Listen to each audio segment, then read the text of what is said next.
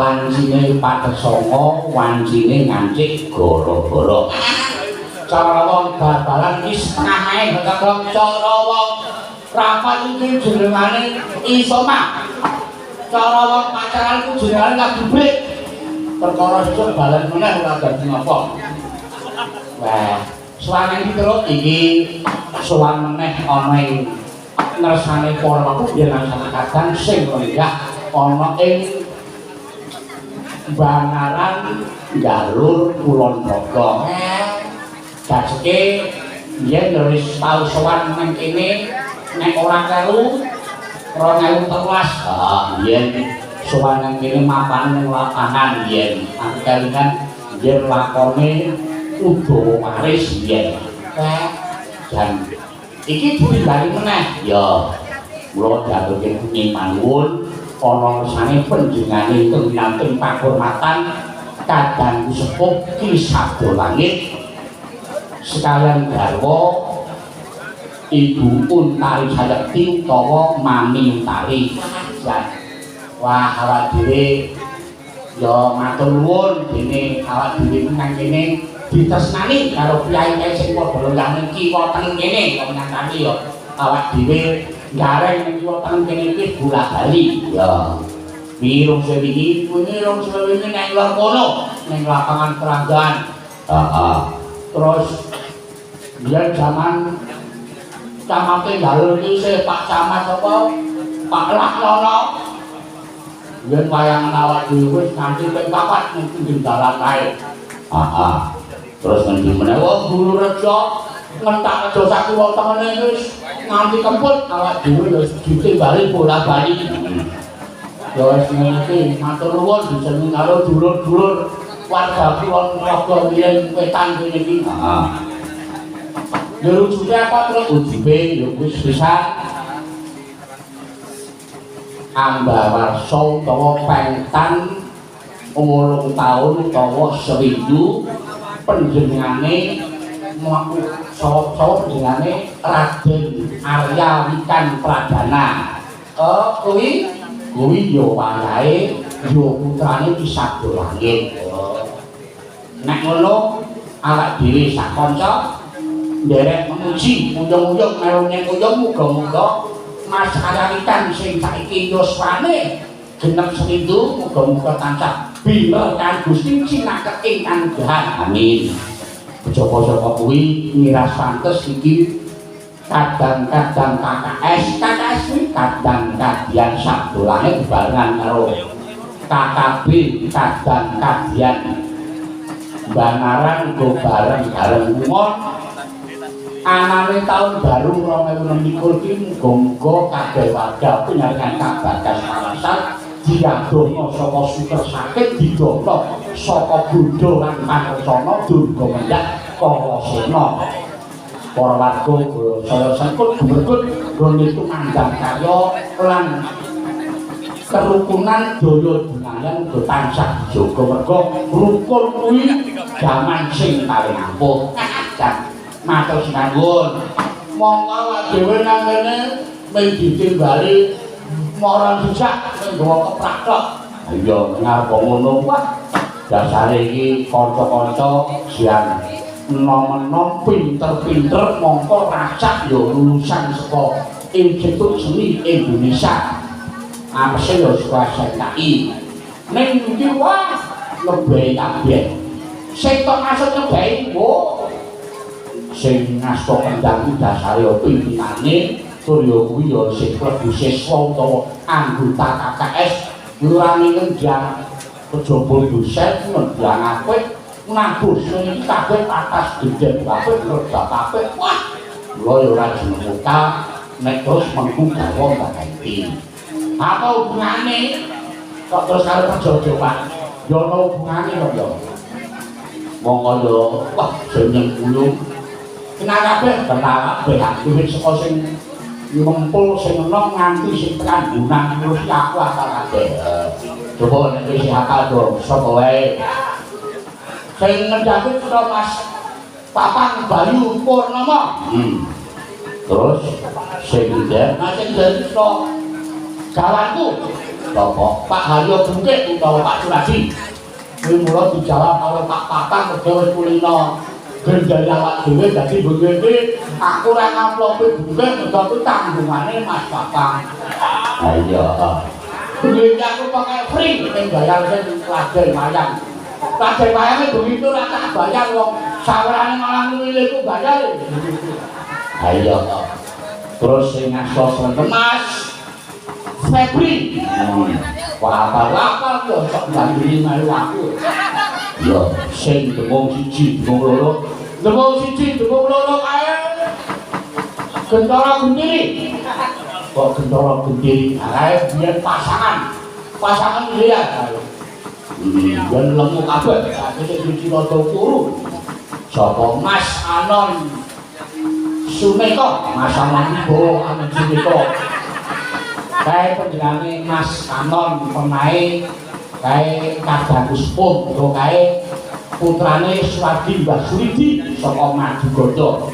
ya yang unduk anakku ya kanca Remi ya saka Mas Anon Bugul sing demung siji Mas Anon sing siji Mas Budi Bodong kae yo lulusan kok STSI Solo nek Mas Budi kuwi wis lulus kuliah nek Mas Anon kan dia yo kuliah bareng aku ning LJO yo bareng aku ya ha iya mergo kata wis abot ning LJO terus sing karo sijine kae Mas Anom Wibowo nek sing demung Mas Anom Wibowo sing sijine sing karo kae Mas Anom Wibowo SSN kae mane ya ponakanku mergo kae adine Naksana almarhum Seneng utawa adine Ki Catur Banyak Catur Banyak terus yang sijine sing sijine wah dan pembalongan lemu-lemu yang mana rosa kae Mas Dodo apa terus sijine sijine kae sapa ya kok pacarane kaya anjir gula-gula kuwi sapa ya Pirane ya apa aja? Kamane sore to? Oh, masuk sino. Kae ora baru kae. Anak saka Kadilobok. Kae anak penunggil Mas Suseno. Ora batu mantu iki to. Terus sijine kae Mas Esta SSM sing bunang kae Mas Weli apa ya Mas Weli sing bunang Mas Weli sing bunang terus kae Mas Panggah Alabuh Negara kok Panggah Alabuh Negara kae nek nabi jenenge Panggah Ebi apa Panggah Alabuh Negara sing gampang Mas Mardianto alias BG kancaku ora mung kanca nabuh kanca ramal Hongkong barang kae yo sing ngerbakae mbahku bapane apik kali ora minggir kepé to ngene iki aku yo iso nabuh nek gaduh-gaduh kok ditak karo kanca-kanca iki aku jane nyiter iya terus sing nyiter kuwi jenenge Bebek kok Bebek anake Daryanto kanthi jenenge nek delok corekane iki jeneng nek anake Daryanto bapak ini tukang nyiter gak kanak yo tukang nyiter lha sing meken kae jenenge Mas sapa ya Mas Juna Sekti kae kok Sekti kowe ale omah-omah karo Mbak Bella durung suwe saiki seting nyatane saiki Mbak Bella wis dipalu-palugan wis rong sasi saiki. Heeh. Apane sing rong sasi tegese iki majune iki seting nyatane saiki Mbak Bella saiki wis gerbini rong sasi muga-muga wilujeng gayane paling lancar lho Mbak yo. Amin. Heeh, terus sing durung kuwi aku ora ngerti jenenge. Wes pokoke matur nuwun bisa kunjung karo kanca-kanca paguyuban kalawitan PKS. Ya, isi ana wektu caos panglipur wong dasare bareng aku mulai pancen sajake banaran kene iki mungkin aku ndereke sekat di Pak Diku sapa? Ndereke Pak Didi Buldan aku yo sok sowan ngene pancen yo ora napa. Nek dhewe banaran iki nek meresani wayang malah seneng nek klasikan iki. Yo seneng karo perkembangan pancen malah domba. Kon mergo jaman kiatu yen yo sok sering genderi almarhum Kitimbul ngono wae. Yen yo sok suwane heeh. Yo minangkane pamundhutan sore mau ana sing ngersake jiman ula kandang. Dasare sing ngersake panitia wingking sing dipandhingani nek ora kaya mau tantane diengkak jarwo mau sing ngersake ya. Sapa sing kemaran ngirani aku tak nyuwun ana ngersane salah sawijining sinden ingkang uga dadi siswane Kisah Langit. Sapa ana loro? Mbak Enting kalane Mas Kakang Bayu Purnama karo penjaga Intania. Lah sapa? Ya aku tak jaluk karo bose ya. Slendro mawon. Ajeng slendro menyuwun derek. Ajeng slendro saka derek. Monggo Mbak Enting ibune Mas Jatra. Kok yo ngerti nek putrane jenenge Mas Jatra nggih, lha aku iki sok-sok yo sok maca nek do gawe story ngono kae. Ya, kaya apa Mbak? Neno.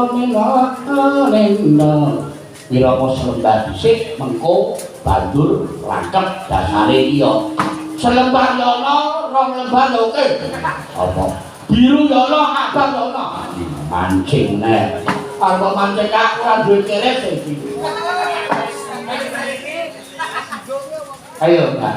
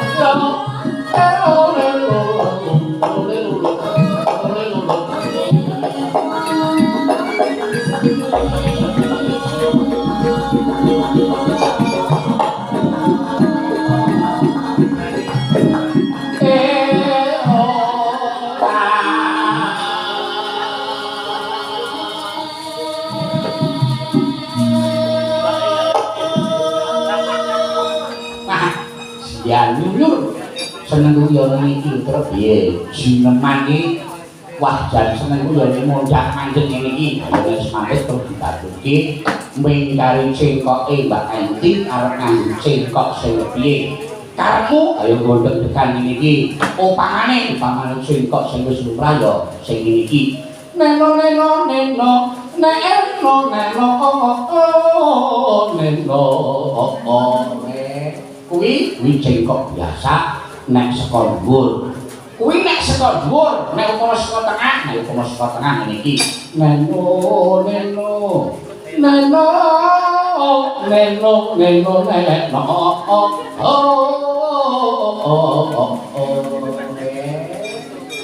kuwi mau saka dhuwur karo saka tengah upamane liyane ana meneh sing divariasi kaya nek deg-degan ambil sare kae neno neno jenwah ya bagian ngalani saka dhuwur apa saka tengah aku tak manut karo Mbak Enti apa Mbak Enti semono nyatani bos pengalaman saka dhuwur mesti penake saka tengah ya mesti kepenake ayo Mbak Enti saka dhuwur monggo saka tengah monggo